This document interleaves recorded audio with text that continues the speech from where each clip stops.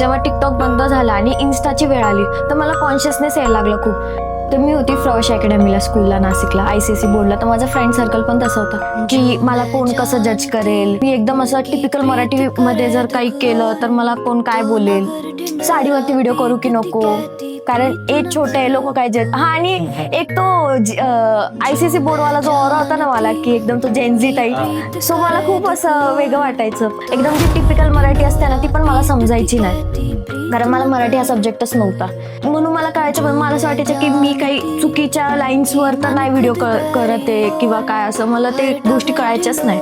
मग मी काय करायची, एखादं असं एकदम टिपिकल मराठी असं गावाकडचं गाणं असेल ना, मी माझ्या मम्मीकडे घेऊन जायची, मम्मी याचं मिनिंग काय सांग मला. तिला अजून पण मराठी नाही समजा.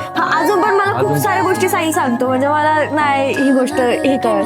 मग मला ते लोक सांगायचे, मग मी करायची. मग नंतर मला कॉन्फिडन्स गेन व्हायला लागला. मग मी नंतर म्हणजे असं अक्षरशः 1-1.5 वर्षानंतर रील्स आल्याच्या मग मी अपलोड करायला स्टार्ट केलं. आणि मग जेव्हा मला कळायला लागलं मग मला रिस्पॉन्स यायला लागला.